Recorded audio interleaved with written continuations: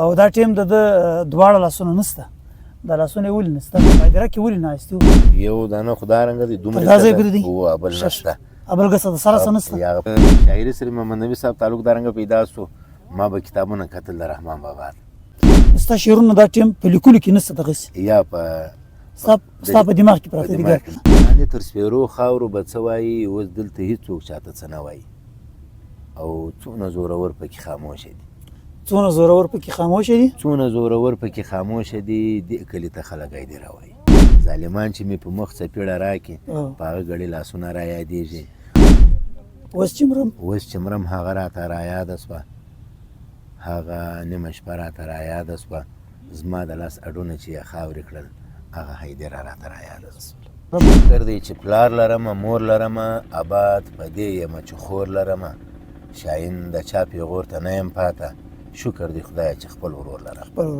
یو زمانه وله چې پر 12 کاله به انسان ته معلومېدي د مور پلار سره به ناسته پاسته وله چې زه به کسه کوم څه اوس پر 13 کاله نور معلومېږي زه به کسه کوم څه هېڅ بس خالي دا دی خړو مړکه خړو بېدا که وخوره وڅښولی پیزې ما شکر دی پس کړی ښه پرای پس کړی دی او شکر دی الحمدلله لایبرري خو هر ځای باید چې هر سړی یا په کور کې لایبرري جوړه کړي که دوستي کوې بس پرنډ مې که تر مرګه دا د لایک کمنټ دوستي مې خوښه نه ده د شاهین به کډه وکړم له دې کلي نوره ستړې زندګي مې خوښه نه ده خوښه راته ناست یو د پښین په زړه هدیره کې موږ سره ناست دی اصغر شاهین څخه به پوښتنې کوو چې د ده ژوند څنګه دی د شاعري کله شروع کړه د تعلیم چیرې کړی دی او دا ټیم د ده دواړه لاسونه نشته دا لاسونه یې ولې نشته او په هدیره کې ولې ناست یو دا به ګرې داسې پوښتنه کوو چې څه وجه ده اصغر شاهین صاحب یو جهان مننه که څه په خپل ژوند په اړه راته ووایې چې د کوم ځای د شاعري سره د تعلیم دې چیرې کړی دی محمد نبي صاحب د ژوند په هکله باندې چې د لاسو چې کومه مسله ده چې تا لاسونه دې څه په سوي دي هغه خبره خو دا ده چې د کوم ځای زموږ کور مخکې په بازار کې و په مچانو کې زه د محمد نعیم زوی یم او موږ دلې پراته وو بیا موږ بار سو په بټزۍ کې زموږ برمه ده موږ چې هلته بار سو تقریبا د 7 کاله وم بیا هلته زه بجلۍ ونیولم هلته بیا ډاکټرانو زما لاسونه خراب سو بیا ډاکټرانو پرېږدو دا تقریبا داسې 26 کاله 27 کاله مخکې دا چې څه و چې خراب سو نو په دې خراب سو چې بجلۍ وسوځل ما دا لینک له لاس بار وړی ترانسفارمر نه و زموږ پلار په تبلیغ کې تللی و نو د کور بلان و د برمې د نو جمع سوي و ابډا والا خامخا راغلي و ترانسفارمر یې وړو ما باید لینک په لاس ور واچوئ نو نه په پرېدلو د 7 کالو ژوند بس بیا خراب سو کینسر سو لاسونه دواړه کینسر سو بس بیا ډاکټرانو پرېږدو ښه لاسونه که ته د مینوال ته وښکاره کړې څه رقم دي یو دانه خو دارنګه دی دومره دا ځای پرې دی هو بل نشته ابلګسه د سره څه نشته هغه په وزن ښه سر تر پایه نشته هغه سر تر پایه نشته ښه تعلیم دې بیا نه وکړې سبق یې شي نه تعلیم مې دیني تعلیم مې کړی دی د مرحوم ارواښاد بدرالدین هغه په مدرسه کې مې سبقان ویلي دي هلته مې تقریبا د متوسطې سال دویم پورې دورې سبقان ویلي دي هلته زما استادان شته د یو پاک فارغه د دغه بازار د بټېزۍ دی مولوي عنایت الله صاحب او دغه رنګه د غلام ټیلر والا ولور مولوي عطاالله صاحب دا دواړه زما استادان سبق یې څه رقم وایي لاسونه دې نه ولو لیک دې نسو کولی نو خط یې په پښه لیکئ څه رقم هو خط مې په پښه لیکئ نو سبق ته مې کتلی سو کتاب مې راخیستلی سو نور داسې ملګري هم راسره و انډیوالان چې هغو به زما سره کومک کوئ اوس که ته زه تا ته یو اخبار یو کتاب یو شی کښېږدم دا ته ویلی شم هو دا خود ویلی شم دغه قبر مې ویل دی دا قبر د چا دی په لیکلي دی محمد اصغر شاهین د لاسو قبر ته خو یې ژوندی نو قبر دې بیا ویلي سه نو پر هغه لیکلي دی چې محمد اصغر شاهین د لاسو قبر د اصغر شاهین قبر نه ښه د لاسو قبر یعنې دا ستا لاسونه چې کوم دی تا هلته پټ کړي دي هو نو لاسونه دلې زما کشر اکا و او یو حاجي عبدالعلیم صاحب و د بابټ پلار هغو راوړي بیا دلې پټ کړي و دا څنګ ته زما د نیکه قبر دی دا د لاسو قبر دی زما د لاسو قبر بس بیا ما بورډ پر جوړ کړي پر مې دراوی ښه بورډ پر جوړ کړي دا لیکلي دی تاریخ 25/3/1999 د جمعرات ورځ ده شهردار ته د شاعري سره د تعلق څنګه پیدا شو؟ بس شاعري سره محمد نبي صاحب تعلق دارنګه پیدا شو. ما به کتابونه کتل د رحمان بابا کتابونه به د رحمان او د بابا رحمان بابا کتابونه به مې کتل. بس هغه اشعارو خوند راکاوه. بس سوکا مې بیا د شاعري سره مینه راغله. بس بیا خدای پاک دا الهام راکړ. کتاب اوس هم ګورې؟ او کتابونه اوس هم ګورم. اشه مساله داسې چې ورک راړی دغه کې خامخا په دا لاس راړوی شي؟ او په دا لاس باندې راړولی شم. ښه بیا خو ډېر ښه په دا دی. لاس باندې ټکټر چلوم، موټر به چلوی سم. ښه او په د یوه لاس باندې؟ او ښه اشه په پښین کې ته په فوټبال ډېر مشهور یې، فوټبال هم کوې؟ او فوټبال هم کوم. ښه فوټبال لیګه څه دغه دی؟ او واده دې کړی دی؟ یاره واده مې نه دی کړی. ښه ګس د خاندان اراده شته یا ستا اراده او شته؟ زما اراده شته، هم د کورنۍ اراده شته، د خاندان اراده شته. نو پښتانه څه وایي؟ پښتانه بس نیت درکوي ولاسو ته ګوته ونیسي. لاسو ته ګوته ونیسي. څه دغه کور ته ناست دی تر دې خو ښه دی چې یو چا ته ور واده کړي. بس چې دا خدای مهربانه دی، کوم په قسمت کې وله پیدا به شي، کوم قسمت کې نه وه. صحیح ډېر بس ځوانان داسې پراته دي په دا اداره کې چې ودونه یې نه دي کړي. واده نه دي کړي. یو به زه هم د هغو ولیشت ته څه پروا نه وي. اشه د شاعري سره د مینه راغله، د کښنونکو سره د مینه پیدا شوه؟ تقریبا د کښنوال سم د شاعري سره مینه د 2000 سم کتابونه کتل بیا چې یو ساعت کې بیا بس خپل کلام ته مخیال خپل کلام تر اوسه پورې ستا شعري مجموعه شته؟ یو کتاب په شکل کې، د یو رسالې په شکل کې؟ یا کتاب مې نه دی جوړ کړی، کتاب مې جمع کړی و. زموږ په ښار کې چې و اورنګزیب بادینی صاحب د عبدالرحیم عدو په نامه باندې هغه زه ورسره میلاو کوم، ورسره کښېناستو. نو هغه راته وویل زه تا ته کتاب در جوړوم، هره خرچه پر ما ده. نو ستا شعرونه دا ټیم په لیکلو کې نشته دغسې؟ یا په ستا په دماغ کې پراته دي؟ که چېرې داسې وکړو، اول نصیب الله زاهد صاحب ته هم وویلې د پښتو اکیډمي دا ټیم د پټین د خوا څخه نصیب الله زاهد صاحب دی او د ستار رایاب صاحب دی. موږ به ستار رایاب صاحب ته دا ووایو چې د ده شعرونه بقایه باید چې پښتو اکیډمي ولیکي او بقاعده د کتاب په شکل کې. دا به موږ د ستار رایاب صاحب د پښتو اکیډمي د ګرده منتظمین چې نوې کابینه راغله د هغو څخه به دا خواست وکړو چې د ده شعري مجموعه جوړه کړي، د کتاب په شکل کې راوړي. نو دا به زموږ د مستقبل لپاره د روان نسلو لپاره به ریکارډ شي. زه مې غواړي چې مینوال ته یې څه شعرونه ووایه. ستا په زړه پورې شعرونه خو موږ اورېدلي دي. یو هغه د جوشک والا ده که راته ووایه، هغه ما ته ښه خوند راکوي. او یو د خپل لاس متعلق که دي یو شعر ویلی، څه شعرونه دي ویلي که دا راته ووایه؟ شعرونه خو مې محمد نبي صاحب په دماغ کې ډېر دي. که داسې درته ووایم چې اوس درسره کښېنم د هلته سبا دا وخت به راشي زما شعرونه به یې انشاءالله. ماشاءالله. او خبره دی د حاکم د جوشک شعر چې ما ویلی و هغه خو نو هغه دغه ځای و. اوس چې په کوم ځای کې ناست یو د دې ځای متعلق به شعرونه درته ووایم. هو بلکل دا د رد خلک پراته دي، مړه دي. مړه دي دا چې کوم دي بس هغه پښتانه وایي د ژوندي هېڅ نه کېږي. هېڅ نه کېږي. اوس مړی یا به وروره په صحیح سلامت کې جنت ته ځي یا به جهنم ته ځي یا به د قبر پر عذاب باندې د ژوندي هېڅ نه کېږي. ګنده مړی دي.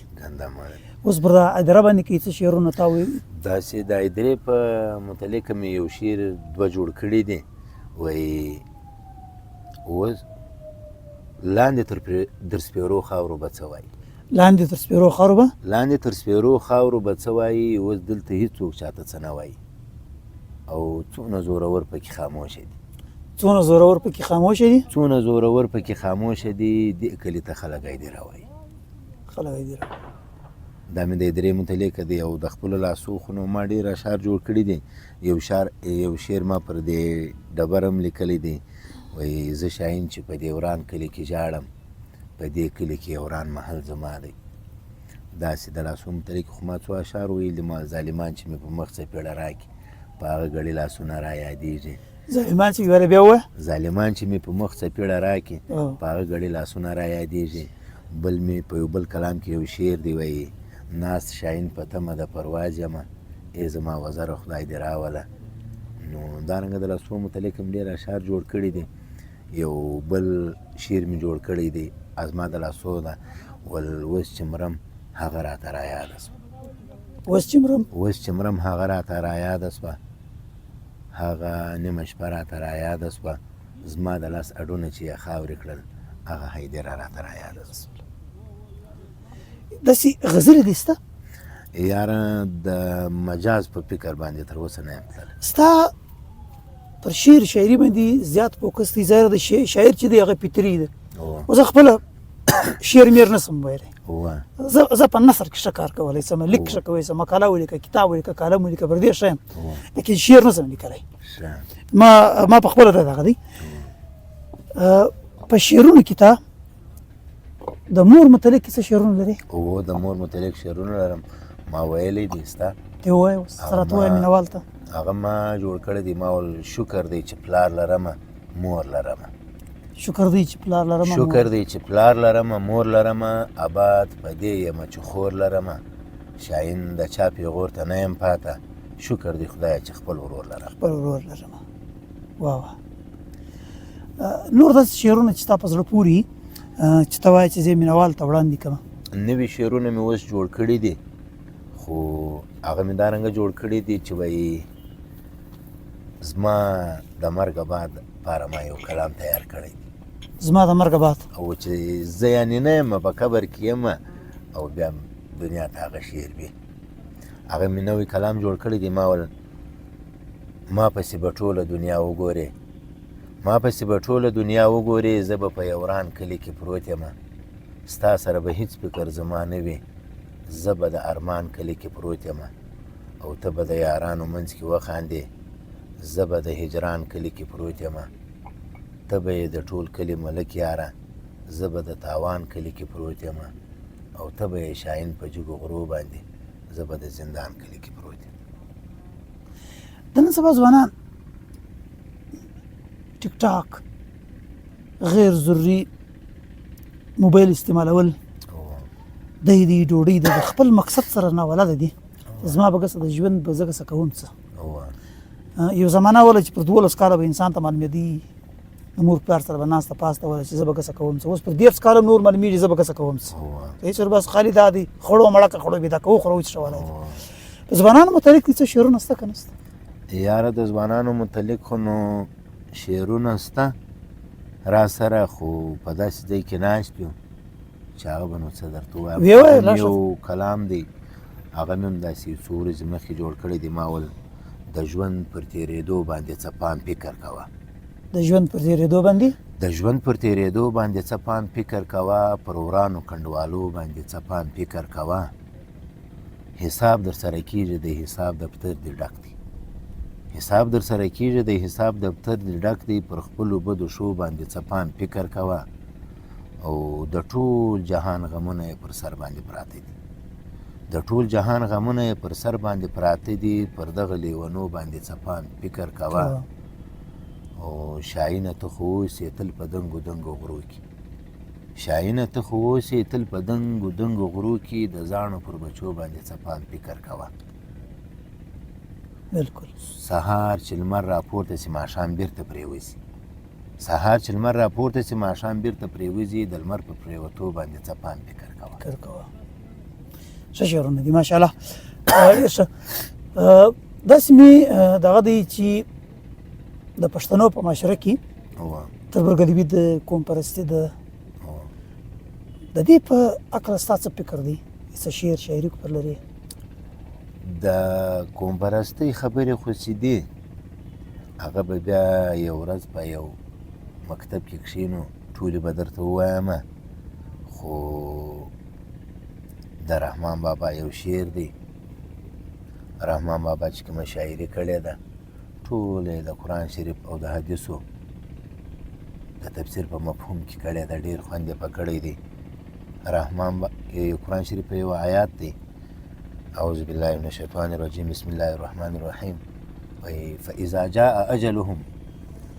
جاء اجلهم لا يستأخرون ساعة ولا يستقدمون رحمان بابا د دې تفسیر مفهوم په یو شعر کې کړی دی وایي د اجل غشي خطا نه ځي رحمانه د اجل غشي خطا نه ځي رحمانه یو ساعت نه وروسته کېږي او نه وړاندې او یو بل حدیث شریف مفهوم دی که څه هم هغه حدیث شریف مې د عربي په لفظو کې په زړه کې نسته خو دا رنګه دی مفهوم یې وایي چې کوم شی ځان له خوښوي بل مسلمان له بې خوښوي نو رحمان بابا بیا یو کلام په لیکلی دی شعر وایي بنده راسه د خدای خپل څه بنده راسه د خدای خپل څه لکه ځان داسې پر بل څه. نو معاشره قوم پرسته تنظیمونه دي وایي دې خبرې ته سوچ وکړي چې زه ځان له څه غواړم باید چې بل کام لوم هغه وغواړم. بالکل. بل تا د ځان سره لیکلي دي د حافظ محمد اصغر شاهین د لاسو قبر تا حافظ یې؟ ما شکر دی پس کړی دی. ښه په حفظ کړی دی؟ او شکر دی الحمدلله. په حفظ کې په څو ټیم کې تا حفظ وکړي؟ تقریبا ما په 5 نیم کال کې کړی دی. او دا ما تقریبا په لویواله کړی دی. ښه په لویواله دي کړی دی؟ او ښه متبالغ سو هغه بعد ته وکړي. 2010 بعد ما حفظ کړی. 2010 بعد کړی دی. یعنی مته د بلغت بعد کړی دی. شي څو د قرآن آیتونه کچېری مینوال ته وړاندې کې د خپل حفظ نه. أعوذ بالله من الشيطان الرجيم بسم الله الرحمن الرحيم.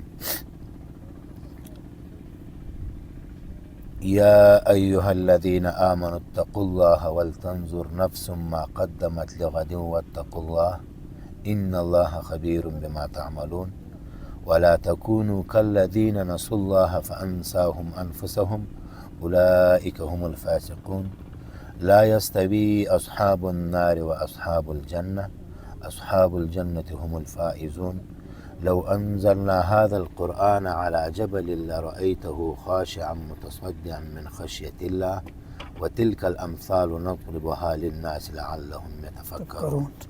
اصغر شاهین نور داسې شعرونه کچېرې ستا په زړه کې وي مینوال ته وړاندې کې؟ په زړه کې خو مې ډېر شعرونه دي. نو یو شعر مې داسې جوړ کړی دی په فکر باندې وایي د نړۍ و خلکو ته مې یو پیغام پرېښی دی. د نړۍ و خلکو ته مې پیغام پرېښی دی. نو وایي نوی شعر دی 2-3 دانې دی. وایي مړ به سم یادونه به مې پاته سي مړ به سم یادونه به مې پاته سي یاره تصویرونه به مې پاته سي زه به په سپېرو خاورو کې پروت یمه ټول ارمانونه به مې پاته سي او زه به په سرو وینو کې لطپت یمه څیرې پرهارونه به مې پاته سي مور او پلار به ما پسې ژړېږي تل واړه خویندې ورونه به مې پاته سي او بیا به مې شاهین په شعر کې وستایي بس نور مجلسونه به مې پاته سي. په پښین کې شاعري ولې نه کېږي؟ محمد نبي صاحب دلته خو زموږ د وطن د سیمې حالات دا رنګه دي چې خلک روزګار هم کمزوری دی او څه نفرتي فطرتونه هم پکښې دي. د خلکو د نمو حق نه لرم چې واخلم ستا داسې خلک چې هغه فطرت نه غواړي چې دا خلک دې رایو ځای سي او دا خلک دې خپل مجلس وکړي او خپل خیال دې ظاهره کړي خلکو ته. دا پړه لیکه خلک دي؟ شاید پړه لیکه به او پاکستان کې خو چې دی خو د دنیا خلک دی 100 جماعت سکول وایي پاکستان کې چې خالی پر آلاتو سړی وګوري آلاتو ته وګوري د بارو ملکو د 100 جماعتو مقابله به کوي. دلته داسې حالات پېښ شوي دي زموږ په وطن کې چې هغه خلک ډېر دردېدلي دي هر څه یې لیدلي دي د سیاسي خلکو خبرې هم لیدلي دي او د عامو خلکو دې هم لیدلي دي د پرودو ناستو خلکو دې هم لیدلي دي د کمزور خلکو خبرې هم لیدلي دي. څه وجه ده اصغر شاهینه په پښتانه کې انفرادي سوچ ځانځاني ډېره ده د کام په ګټه سوچ ډېر کم دی؟ نو خبره خدای ده بس خلک وایي پښتو کې یو متل دی وایي د یوې غوزۍ د ډېرو لرګی چې د دې سره دا فکر پیدا سي چې زه جلا راوړم دې جلا راوړې بلې جلا راوړې او ګرې پر یوه کوټه واچو نو هغه به ډېر دغه او یو چې غوزۍ راوي هغه غوزۍ هېڅ نسي کولی چې ګرده اتفاق وکړي یوه خبره وکړي یوه قرباني ورکړي انشاءالله هم به وطن جوړ هم به سیمه آباد هم به پښتون کام آباد. د مطالعې په اړه مې عموماً زما یو سوچ دی چې زه وایم چې په سکول کې به لایبرري وي په لایبرري کې باقاعده به د لایبرري پیریډ وي. څه فکر لرې په یو سکول کې لایبرري د لایبرری پیریډ لازمي بولي که نه بولي؟ لایبرري خو هر ځای باید چې هر سړی یا په کور کې لایبرري جوړه کړي. اوس خو خلک موبایلانو ته ناست دي، موبایلان استعمالوي، هغه د کتاب او مطالعه هغه خبرې ګردې د دماغه وتلي دي. نو اوس خو خلک د خپلې لارې څخه ډېرې بلې لارې ته تللي دي. خپل بوی په ځان په بل نسي پورې کوی، د بل بوی ژر اخلي. لکه دا اوس زه کله کله د یو چا موبایل ګورم، وایي نوی کال راغلی، دا د انګریز د تاریخ کال دی. د دې انګریز د تاریخ تر کال خو زما 15,000 کلن تاریخ مخته دی، او د اسلام تاریخ خو بیا بیخي ډېر مخته دی. په دې باندې ما یو شعر جوړ کړی و، خلک دې خوا نه بدوي سړی، هغه شعر مې دارنګه جوړ کړی و، ما ول جانوري به جانوران لمانځي شاهینه، جنوري به جانوران لمانځي شاهینه، مسلمان خو محترم په محرم دی. مسلمان خو محترم په محرم دی. په محرم دی، بالکل. نو خلک باید چې د خپلې لارې سره بلې لارې له نه واوړي. تعلیم په اړه ستا یو شعر شاعري سته؟ د تعلیم په اړه باندې بس خود مې شعر شاعري سته. یو ورځ یو چا راته ویلي و ته به ما ته یو څو شعره داسې په څو لفظو کې وایه، نیم به انګلیش وایه، نیم به اردو وایه، نیم به څه وایه. ده ته ما وویل دا خبرې خو ډېرې سره ګرانې دي. بیا مې یو 4 شعره جوړ کړي وو، په هغه کې مې دا د یو انګلیش لفظ راوستلی وو. بیا مې ورته ووایي، نو ما ورته ویلې دا بېواکه زندګي مې خوښه نه ده، دا بېواکه زندګي مې خوښه نه ده، دا د 2 ورځو خاني مې خوښه نه ده، د تهمت کچکول به ګرځوم په غاړه، ستا د کلي ملنګي مې خوښه نه ده، که دوستي کوې بس پرنډ مې که تر مرګه، که دوستي کوې بس پرنډ مې که تر مرګه، دا د لایک کمنټ دوستي مې خوښه نه ده، او زه شاهین به کډه وکم له دې کلي، نوره ستړې زندګي مې خوښه نه ده. خوښه نه ده. د کلي په ژوند کې اوسېدلی کله دې لیدلی دي؟ او تربګلوي دې م کې لیدلی ده، قوم پرستي دې م کې لیدلی ده، تعصب دې م کې لیدلی دي. ګسه په پښتنو معاشره په دې متعلق ستا یو څه شعر شاعري سته؟ یاره زموږ خو پر خپله برمه باندې یو کور دی، نور همسایه کورونه ژندې را سره نسته، خو د هغې د دنیا د حالاتو د وجې چې د یو د بل خبرې اورم، خامخا مې دغه سته، خو شعر مې په دې وجه باندې نه دی جوړ کړی، او په خیال کې خو مې ډېر شته سته، خو چا ته یې په دې ویلی نه سم. داسې زمانه ده چې بیا په وخت کې راته ووایي چې ته نفرتونه پیدا کوې، دا ستا شعرونه و خلکو ته نفرتونه سو. بالکل. زمانه د سکرین ده، زمانه د موبایل ده، هغه زمانه نه سوه پاته چې یو سړی دې په پټه 2 نمبري کې په ښکاره دې خلکو ته ځان بزرګ ښکاره کړي. خو دې زمانه سوله بس لسو پټې ګده ښکاره کړو. نو خو جل جلاله اذان شروع دی، نو بس الله دې زموږ پر اعمالو زموږ پر بدو باندې پرده واچوي. په زړه کې څه شعرونه لرې مینوال ته وړاندې کړي؟ خو دې لرم شعرونه، ولې نه لرم. ما یو شعر جوړ کړی و دې خلکو ته چې دا خلک په چا پسې بد وایي، څوک چاله که سیاسي خلک دي که عام خلک دي یو په بل پسې ګایېږي، نو دې ته ما ویل هم په تا پسې رد بد ویل ګناه ده، هم په تا پسې ویل، هم په تا پسې رد بد ویل ګناه ده، هم په ما پسې رد بد ویل ګناه ده. پر مجنون باندې الزام د لیوني و، په لیلا پسې رد بد ویل ګناه ده.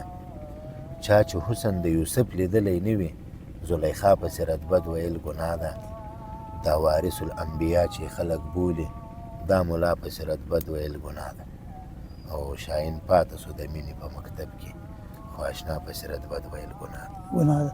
یو جهان مننه اصغر شاهین صاحب. دا و تاسو واورئ اصغر شاهین صاحب چې نن تاسو ته خپله وینا وکړه.